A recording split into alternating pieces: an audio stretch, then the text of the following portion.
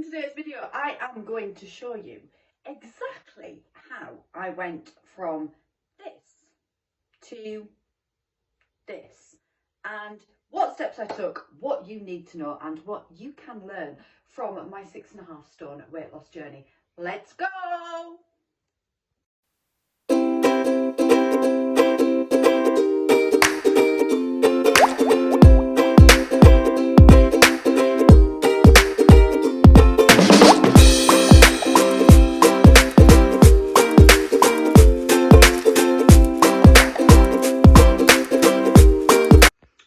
To today's video, we are going through now the 5 things that were the important things that I did in order to lose that 6.5 stone, what you need to know, and I'm going to dive in to a whole load of really good questions that I received too. So let's get started on the first thing.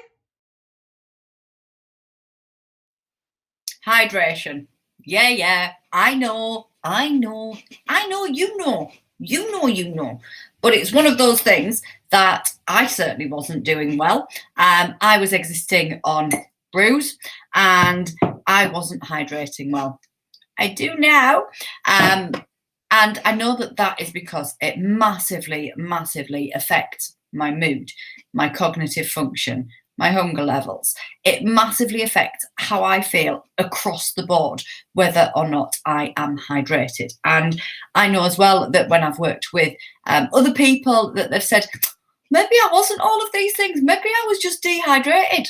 Yeah, maybe. And the impact of being hydrated is just massive. I cannot impress how much being hydrated changes your mood and everything. So we know that when we are hydrated, we think better, we are more able to make decisions, we don't walk around in a permanent brain fog, etc. So how do you actually go about implementing this thing that you know is ridiculously important? Well, for me, like I may have alluded to, I have a water bottle. Now, if I have a water bottle on my desk, I am going to drink it. This is a 1 litre water bottle. Don't get any commission for this. Honey Holly, you will find them on Amazon. And I've recommended them stacks. But they are incredible. They're great bottles. Everyone in the family's got one here. And I do usually 2 to 3 of those per day, as well as my brews. So I am well hydrated. And I know it sounds ridiculous, but just having my water bottle on my desk means that I drink it.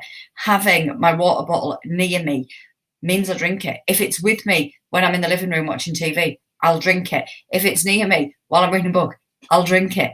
It is just about its proximity to me. And I also take it with me places, so I can just fling it around my arm and be able to take it out and about with me. It doesn't work for everybody. So there are different options, there are different ways of doing it. So for me, it's that 1 litre bottle. I know how much I've drank. I can fill it up multiple times a day. It's not plastic waste. I can use it over and over again. Some people like to drink out of a posh glass. I've got a little posh glass here, so it feels indulgent. It feels nice having that on their desk, maybe with a decanter of some description, which might just be a bottle of water, or it might be, that kind of bottle, whatever. Works a treat. And some people really like just to have that feeling of it being something special. Some people drink stacks more if there's a straw. Now I know that sounds crazy too, but if you are somebody who finds it difficult to drink water, then slurpy slip sip might just be the solution for you and will mean that you drink a little bit more water. Or getting the 2 litres. So this is a 2 litre bottle and you can either decant from it into other things, or you can just go, right, if I drink that throughout the day, I'm good, I'm dandy. So look at a way that might work for you to increase your fluid stroke water intake, and go for it, because it makes such a massive difference. I can feel it hugely if I neglect my water even for a few hours now, and I know that it is an essential part of me staying energized, feeling good, my cognitive function being super duper. So look at your fluid intake. So let's talk about movement. This is the bit that is your non-exercise activity and referred to as NEAT, non-exercise thermogenesis, the way that you burn calories without it being strictly exercise based. It's your day-to-day movement. It's your steps. It's how often you are moving on a day-to-day basis. This one's hugely impactful. The amount of activity that you have in your day, you can increase without, much issue in terms of, being stiff and sore and being able to sustain it. It has sustainability about it, and you can increase it bit by bit to start with, but it's something that is, ultimately sustainable. And one of the things that I know that I did at the very beginning is I'd try and avoid things like the dog walk. I'd take the car everywhere. I would, do all sorts to avoid movement. And one of the big things for me was to increase my steps and to have then a non-negotiable rate of steps per day that I wanted to make sure that I was getting. So I made sure that I walked the dog on a morning. And now I absolutely would not be without that dog walk on a morning. I walk to the supermarket. So I get a backpack on and off I go to the supermarket. And at the time, I also did the school run. And I'd got the kids into the routine of the fact that we would go to school in the car. It's 3/4 of a mile away. But we would go in the car and I would drop them off. And then I would go and pick them up. And, changing that into a school walk. The school run became a school walk, and making, those little changes to activity in the day was massively impactful. It was, a huge difference. One, I got much more fresh air. Two, I was kind of setting myself up for the day by having that walk in the morning. That might not work for you, but it might.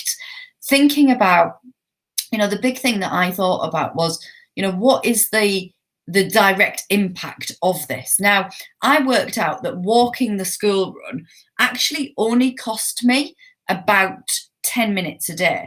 So I told myself I'm too busy to do this. I can't walk this. It's too, I've got too much going on, blah, blah, blah. But actually the direct impact on my day was about 10 minutes a day. So by the time I had got the kids out the door, got to the car, unlocked the car, got the kids in the car, got everybody belted up, negotiated the traffic that is obviously busy at school run time, found somewhere to park near school, got them to school, and then walked back to the car, and then got back home again in busy traffic, and then parked again when I got back home, etc., etc. The actual additional amount of time that it was taking me to walk the school run was 10 minutes. And I could find 10 minutes in my day. It was something that I could absolutely find. And I could find 10 minutes at the end of my day. And it was great to sort of shut off from my working day by having a commute, so to speak, of then going and picking them up. So thinking about the places that you can add activity into your day. Can you, have a walk on a morning? Can you walk around the block at lunchtime? Can you, make the school run a school walk? Can you walk into town? Can you walk to the shops? Can you commit to changing one journey that is under a mile into something self-propelled? There's research recently that I read that something ridiculous, like 70 or 80% of car journeys are less than a mile. So not only is this good for you, your health, your wellness, but also it is a Bobby Dazzler for the environment. How can you add more day-to-day movement into your world? Because that one will be a biggie.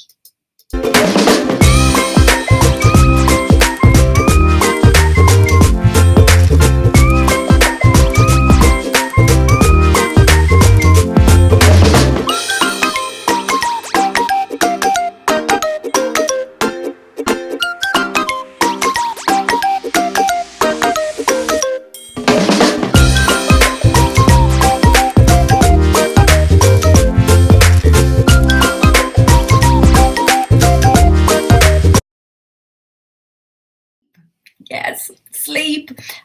One that often goes neglected as a grown-up, and one that sometimes we don't even think about. But some of the science points to the fact that if we are sleep deprived, even for one evening that we can mindlessly consume an extra approximately 400 calories. So without even thinking, without even noticing, we can increase our food intake. And if that goes on and on and on for a long period of time, then the cumulative effect of that is, that we are taking on much more than we perhaps even realize we are.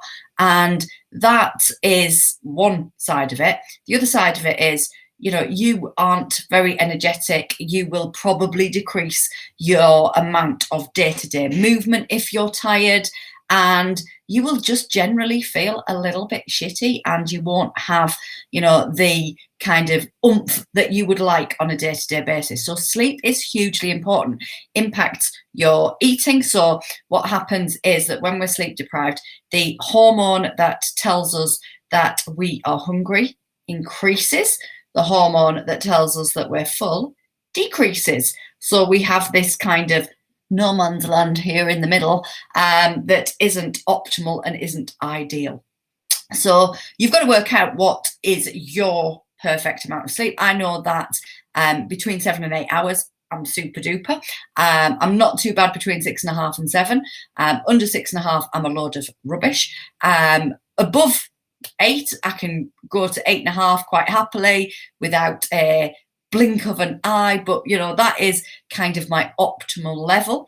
And what is important is that I create a good sleep environment, that I don't have any tech in my bedroom, and if I do have to take my phone upstairs, I will make sure that it's away from the bed, and that I'm creating that environment that is conducive to a good night's sleep.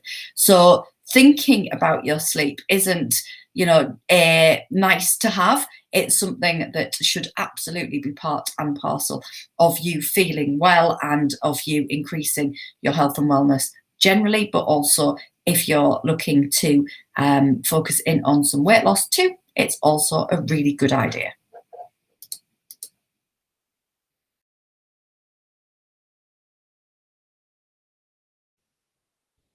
Nutrition. So the food that I was eating, I never wanted to be on a diet. I never wanted to feel deprived. I never gave up chips, takeaways, alcohol, snacks, anything like that. So it was really important to me that I had something that was sustainable and that I never felt deprived. The one thing that I kind of committed to was being conscious around my nutrition. I was very sort of disordered when it came to my eating before. I would have sworn that I didn't eat very much. I missed meals.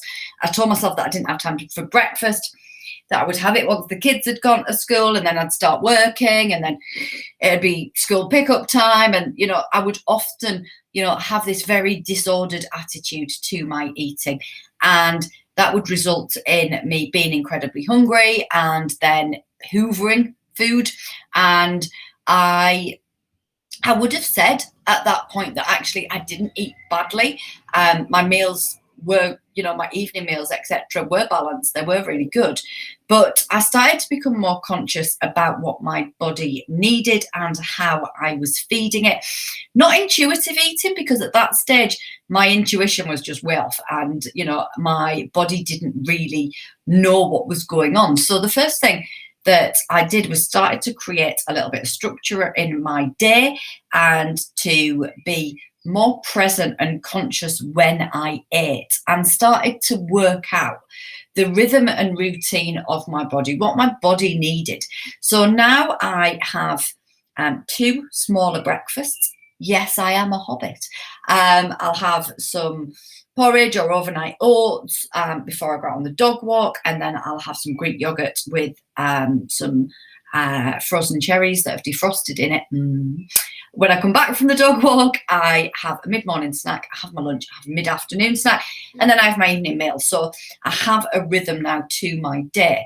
When I started, I just became really conscious. I stopped eating in front of tech. I stopped eating in front of the computer. I started to be present with the food and started to make choices about what I was going to eat, rather than always working on autopilot. So I was grabbing and going and not really tasting stuff and not really thinking about what I was doing. So I made the commitment to going, actually, do you want this or not? Is this something that you want to have or not? Are you going to sit down and eat it and enjoy it, etc.? And that was the first sort of stage of me moving away from this kind of food just being something that I grabbed as I went, and starting to really be present with the food that I was having and enjoy the food that I was having.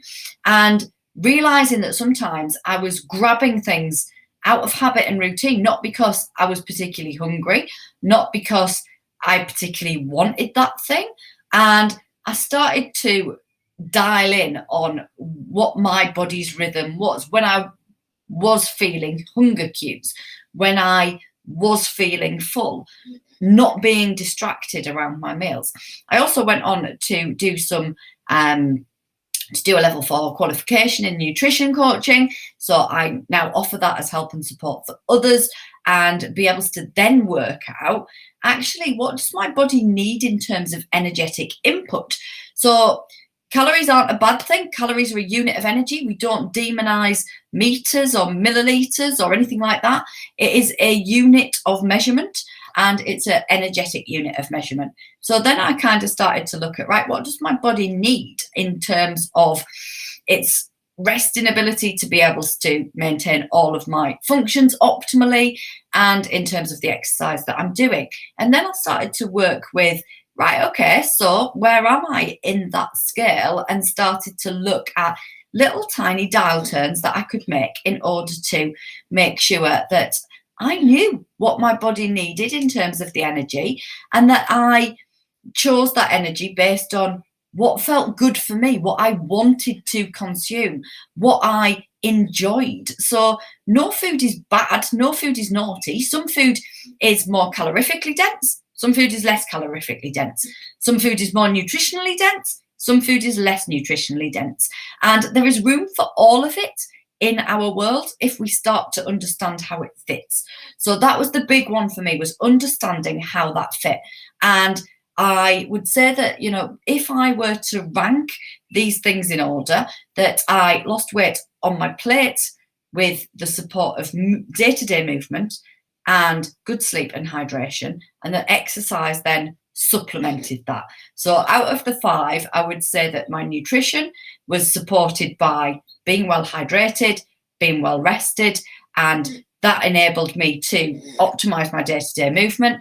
And then the exercise was optimized by all of those things and supplemented all of those things. So if you need some help and support with your nutrition, then do shout up, because I'm more than happy to help and support you with that. As I say, I've then gone on to learn much, much more about nutrition and how we can make that work for us. So that. It's time to dive into some questions and the things that I have been asked when I said I was preparing this video. So in at number 1, was I ever tempted to go down the fad diet route? Now, we all know what fad diets are. We all know how they show up. We all can kind of sniff them out. And whilst every single part of our conscious brain goes, nah, that's BS. No, that's not right. No, we have this little curiosity. There's a little worm that goes, but maybe this one, maybe this one. Well, I'm going to link to a little video up here that tells you exactly why I decided not to join a slimming club up there. And that will give you a little bit more information about the slimming club kind of business model. But also, you know, yeah, there's loads and loads of different things out there, but we all know at the end of the day that something that is sustainable, something that maybe re-educates us a little bit, something that we can survive on, thrive on, and that we can feel energized with, is the way forward when it comes to our nutritional planning. We kind of know that. And I didn't ever want to be on a diet. It was really important to me that this was something that was a change in my behaviour, a change in my lifestyle, a change in the way that I was caring for myself. It was an element of self-care. It was an element of me being able to show up for me and to feel really good. So first and foremost, it was about feeling better, and it was about not feeling like I was dragging my ass through every day. And when, I sort of first went all in and, went, right, I'm going for it, and I would lose a steady sort of somewhere between £0.5 and £3 on a weekly basis. Now, I remember in the January that we got towards the end of the month and people started to post on Facebook and things about this detox that they'd done and how they'd lost this weight and that they felt amazing. And, I kind of was like, yeah, but, I'm kind of slowly, steadily, but yeah, I'm starting to feel a little bit better, but I don't have that full shebang of impact just yet. Should I? Should I look that way? Should I? And, I was very much, no, eyes on your lane, keep in your lane, because you want this to be something that is the way that you are right now. This is, this is who you are becoming. This is who you have become. This is part of who you are, because if it's part of who you are, then it's not a thought path, it's not a process, it's about who you are and what you're all about. And I didn't want to ever feel deprived. I didn't want to ever think that I couldn't have something. I didn't want to ever crave something. I didn't want to go without a meal and replace it with something. I didn't want to feel all of those feels. And, being very conscious of the fact that I wanted to create sustainability and to create longevity in my health and wellness was kind of what kept me in my lane. And yeah, do you know what? Sometimes my attention was sparked, but things like those detoxes, 12 months later, I am feeling incredible, I'm feeling amazing, and the same people are talking about doing detoxes again. So I felt really justified in that. But if you want to listen to my whole talk about why I didn't join the slimming club, that is up here. And also the link will be in the description bit in this YouTube video, so you can go and have a jolly good look at that. Number 2, how did I keep my mind on the fact that the scales tell fibs? That was a question that came to me, and only because it's somebody who I have been speaking to about the fact that the scales do tell fibs. The scales are liars. The scales will fluctuate all of the time, and that will happen usually due to water in some way, shape or form. So it might be during the course of your cycle that you are retaining more water. It might be that you have had a heavier carbohydrate rich meal. Carbs are not bad. Carbs are very, very good. But if you've had an excessively carbohydrate rich meal, why am I using the word excessively? If you've had a lot of carbs the day before, then your body requires water to metabolize those carbs, and you are going to appear heavier on the scales. You haven't put that weight on, right? It might be that you've had a saltier meal than usual. Again, your body retaining water. You might need to go toilet, and you might not have been toilet, and therefore you might be a little bit heavier. So the scales don't always tell the truth. In the long term, yes, they will paint a picture. They give us a metric to work with, but they shouldn't be the only metric. I had, the most important thing to me was regular photographs. That absolutely was the most important thing to me. So I could see my body composition changing a little bit more objectively. So when it's an actual image, you can see much more objectively the changes that are occurring within you, and measurements. So if you are looking at scale weight, right, number 1, getting on the scales every day is probably not going to serve you very well at all, because what's going to happen there is that you are going to be very much up and down and up and down, and there's going to be really no flat spot. So even, if I ever do little experiments with that and I show people what that's looked like, that, it is quite eye-opening, the difference that the scales can give you over simply just a couple of days. You haven't put all that weight on, and you haven't lost all that weight in a couple of days. Generally, it's scales weight or it's knead in the loo. All right, so daily daily scaling probably isn't a good idea unless you're going to look at an average across a week and therefore take that average and you're going to be very much more objective about it and not get yourself down a rabbit hole each and every time you look at the scales and go, oh, I've put on 6 pounds. No, you haven't. No, you haven't. That's not the truth. That's you holding a bottle of water while you're standing on the scales in some way, shape or form. Might be a little bottle of water, maybe a big bottle of water, generally, or a little pile of poop. So, sorry. Yeah, knowing that the scales are a measure, but they are not the only measure, is incredibly important. And being able to be objective about that and know that, you know, the scales do tell fibs and that they do have, you know, this ebb and flow about them. Yes, use it as one of your metrics, but it isn't the be all and end all metric. And being able to really set your mindset to that fact, you know, generally, and before, you know, if you're looking at regularly weighing yourself, perhaps once a week, then that gives you a real sort of ability to look at those objectively and go, it is what it is. And that is just your gravitational pull on that day based on where your body is at that particular point in time. It does not reflect necessarily what you have been doing. And the third question at the moment, there may be some more to come, but I'm recording these as they come in, is around hormonal cravings and how we deal with those times of the month where we might fancy something different. So there's 2 parts to this.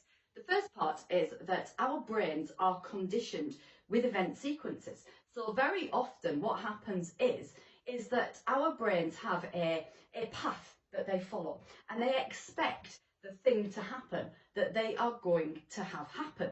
So for example, if you go to a certain place, say you go for a walk and say for example you walk past Greggs every time you go for that walk. Other bakeries are available, and every time you walk past you get yourself a sausage roll. Now your body knows that, well, your brain knows at the beginning of that walk that one of the things that will happen is that you will get that sausage roll at that point, and therefore, you know, there's a series of events that happen that create an environment. And when we have these series of events, our brains are expecting a sequence. So sometimes what can happen is that we can create that around our time of the month. We can create it around a particular walk or a particular trip, or we can create it around a certain said experience that we have.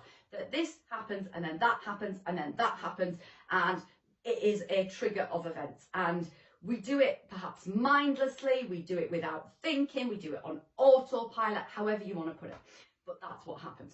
So when we think about recreating that and changing the story around that, then we have to, I always talk about chaos, creating chaos around habits that we want to remove and creating order around things that we want to bring in as habits.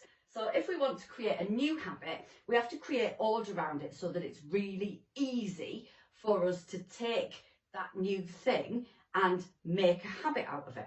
If we want to get rid of a habit, then we need to create chaos around it so that we're not acting on autopilot. It's not just something that we do. It's not just, you know, this is what happens when I do this, this, this, and this.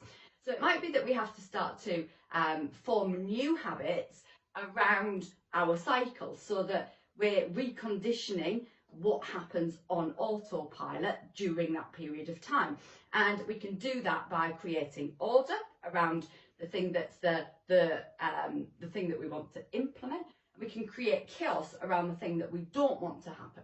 Now, yeah, equally, I don't want you to ever feel deprived, and I would never want to feel deprived. So therefore, there will be occasions when, you know, yeah, something a little bit different comes in at different points in your cycle, and that is totally cool. It doesn't mean that you have to eat all of the things, but what it does mean is that you can, you know, create that self-care and that love during a period of time where you might feel a little bit more wobbly and a little bit more shitty without kind of busting everything out of the water and going, oh my God, I've eaten all of the things and I've done all of the things and I feel like shit, right? Because when we do that, then that again, psychologically takes us down a path that, you know, it's okay sometimes to overeat. I always say, you know, eat optimally as much as you can, overeat occasionally, undereat never. That kind of is the rule of thumb when it comes to food and feeding and nutrition and how you want to live. So if you sometimes overeat, that's totally cool. You know, you can have other occasions where you are, you know, eating a little bit less, and that's, again, totally cool. And you can also have times where you just change your diet around to fit your needs. So I'll talk to people and they'll go, oh my God, I'm so hungry when it gets to 4 o'clock and I just want to eat all the things. Well, what if we put a snack in at 3:30? And therefore, by 4 o'clock, you're not looking to eat all of the things. So we're getting away from this happens. So when the clock hits 4, therefore I feel hungry, therefore this is what's going to happen. But also we're looking at creating a solution to the thing before the thing happens. So, you know, you could say, right, okay, so at this time of the month, I really, really bloody love to eat a brownie. That is totally fine. Nothing is off limits. Nothing is, you know, this, that and the other. Consciously eat that brownie. Get it on a plate. Sit with it. Enjoy it. Enjoy every single mouthful of it. And be present with it. Because so often what happens when we get into that overeat situation is that we're doing it mindlessly and we're doing it without thinking, and we're going, oh, you know, I feel really crappy at the moment. I'll just, and we kind of hoover. We hoover without actually being present with the food that we're eating. We probably don't even taste it. You know, I can absolutely hold my hands up and say there have been occasions where I have consumed something and I've been in that frenzied state of I need, and it's just gone, and I've hoovered it in, and I haven't even tasted it or enjoyed it. I haven't even, you know, had the experience of the thing that I thought was amazing. So if you have got certain things that you crave during that time of the month, then make a thing of them if you want to. They're not wrong, they're not naughty. You know, have that time to, you know, there's no food that's wrong, there's no food that's naughty, there's no food that's bad. Have that time to sit with that thing and enjoy it and have, you know, that one thing, rather than mindlessly hoovering up everything and then ending up feeling like really shitty as a result. So those are the first 3 questions until the next bit. So in at question number 4 is, how did you get beyond ever thinking that you maybe couldn't do it and really doubting your ability to continue on that journey?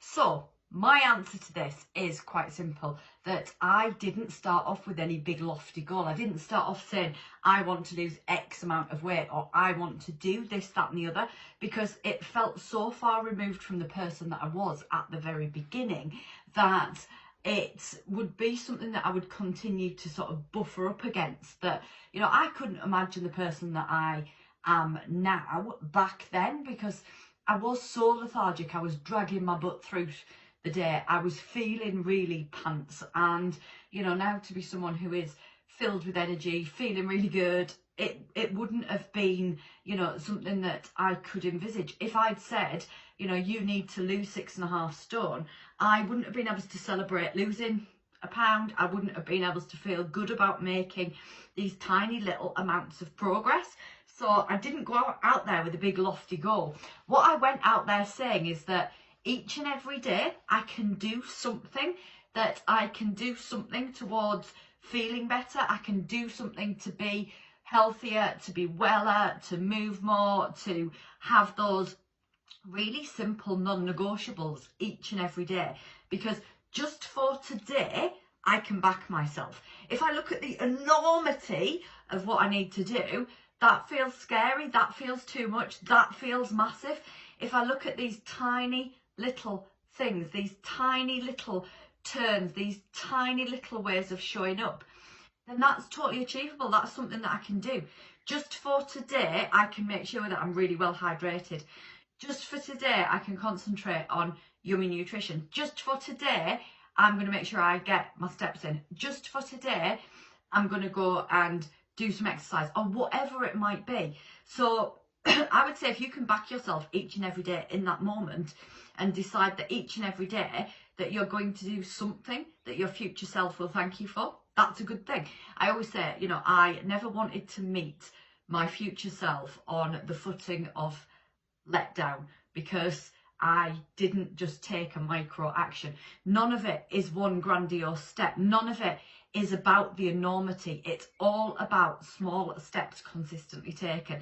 And if every day you can do something, you can turn the dial just a little bit. You know, it's like they say, if you do 1% a day across a year, that's 365%. That's huge. If you think about doing 365% in one day, that's overwhelming and too much. So what I would say is that I didn't create an environment whereby I got into that situation of going, this is too enormous, this is too much. I, yes, had some days of being a little bit angsty about wanting to be there quicker. You know, we're all impatient. I did my first run and I was running at about 14-minute mile in, and I remember having a conversation with my husband around, you know, will I ever be able to run 9-minute miles again? Will I 10-minute miles again? It wasn't even 9-minute miles, 10-minute miles. Because it's easier to work out how long you'll be out for. If you're going to go out and run 3 miles, it's 30 minutes. It's dead easy. But that was the reason I wanted to run 10-minute miles. But, you know, it is something that just takes time, and it is about showing up day to day and backing yourself and turning the dial just that tiny percent, just that tiny percent, just for today. So when you look at a commitment for today is doable, it's achievable, it's something that you can manage. You know, if you say that I have got to commit to this for the long term, that feels a lot, or that, you know, the goal is right over here and you're right back here. Nobody goes and climbs Everest by going straight to the top. They go step by step, section by section, bit by bit. And that's exactly what you need to do, rather than look at the enormity of what is in front of you. Take it one step at a time. The next question was, how do you make life changes a habit?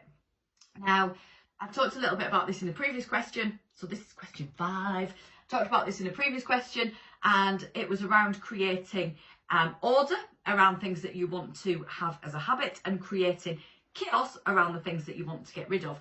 So it is really that principle that I took forward. I use something called habit stacking. So if you have an existing habit, you can put another habit next to it. So when I do this, then I do this, and that becomes a habitual behaviour. Or you can also just create ease around that habit and starting to rewrite the story of who you actually are, what, you know, is important to you, what makes up you. Being able to identify when you feel really well and being conscious and present with how you are feeling, because often the stuff that you thought made you feel good actually didn't make you feel great, and you know, the ramifications and repercussions of some of the behaviours that I had continued to perpetuate a situation. So I was too tired to go and take the dog for a walk, I wasn't able to and that was just compounding that thing. And I realised that when I did get out and take the dog for a walk, when I spent more time outside, when I was well hydrated, when I was eating well, that optimally my energy just grew and grew and grew, and I felt really, really good. So it becomes order and chaos start it off, and then being conscious of how you feel is how it continues, and being present and aware of that feeling that you have helps you to continue. Question number 6. So, at what point did you feel happy in your body, and did that change your goals? So, I would say that at the very beginning, I was uncomfortable in my body, and I was kind of a little bit apathetic about my body, and I was kind of a little bit disengaged with it all. But what happened for me was that I started to feel fitter, I started to feel healthier, I started to be able to move better. And I know this sounds ridiculous, but I used to get out of bed, go into my own bedroom. Like, you know, that's silly. and being able to just do those little things and being able to get off the couch without it being a big deal and that kind of stuff was the start of me feeling better, was the start of me starting to see what my body was capable of. And one of the things that was important to me in terms of exercise, I like to run. You don't have to run to lose weight, but that's my preferred choice of movement and exercise. And I would go to the weekly park run and I would see just how I was improving and how I was able to go that little bit faster, that little bit more, that it became that little bit easier. And I think that my general appreciation for my body's ability really was that gradual stage of it's there, it's there, it's there, and it was a gradual process of going through that. I started in the January, and then by the August when I went on holiday, instead of finding big tankinis and things, I wore a bikini, high bottomed bikini, yes, but I bought bikinis and I felt much more confident in my body by then, and I became sort of more aware at the back end of that year, the November, December time, that I was where I wanted to be. I was at an optimum level and I had to change, you know, what I was doing, and that was a little bit scary because I kind of then had evidence that I could lose weight and that I could get fitter, but what I didn't have evidence was of maintaining weight. So it was a new sort of stage to go into, what they always say is new level, new devil, new thing to sort of navigate and find my feet with. So I would say that I switched from weight loss goals to performance goals towards the end of that year, and what happened was that I was no longer interested in losing any weight. I was no longer interested in any budge in the scales. I didn't want that anymore, and I then put my focus onto performance and to increase strength, increase speed, further, faster, that kind of feeling around it. So that was the stage that I changed, and yeah, it went from health and, you know, the general day-to-day energy and weight loss to performance-based goals. So that was the stage that happened. So those are the next 3 questions. Whoa, so that was a super duper longie. If you got all the way to the end, then thank you, congratulations. Do make sure that you have liked and subscribed to the channel, because there are lots and lots more videos to come for you, and it will come on the end screen that you can get that subscription, that you can go and watch another video, and it's always gorgeous to have you here. I'd love to know in the comments, do you have any questions? Is there anything that you would like to ask me? I'm more than happy to create a follow-up video to this that goes through all of your questions and helps and supports you even further. In the meantime, let's roll.